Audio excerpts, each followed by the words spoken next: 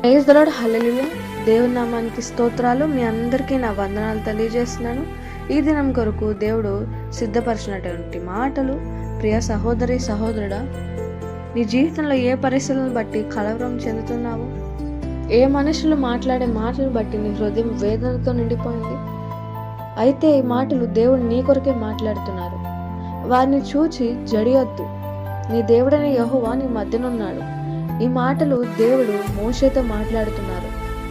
ఇశ్రాయేలు ప్రజలకు కానాను దేశం బహుమానంగా ఇవ్వబోయే ముందు దేవుడు వారితో ఇట్లాగే తెలియజేస్తున్నారు, మీరు భయపడవద్దు, జడియొద్దు, నీ దేవుడైన యెహోవా మీ మధ్య ఉన్నాడు.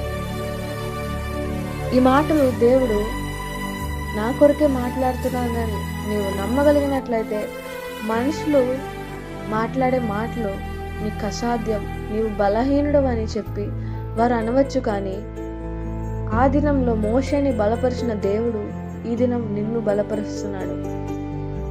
నీ పక్షముగా ఆయనే పోరాటం చేయబోతున్నారు.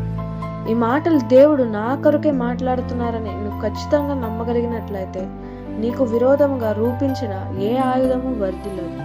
అట్టి కృప దేవుని నీకు దయచేయునుగాక. ఆమేన్.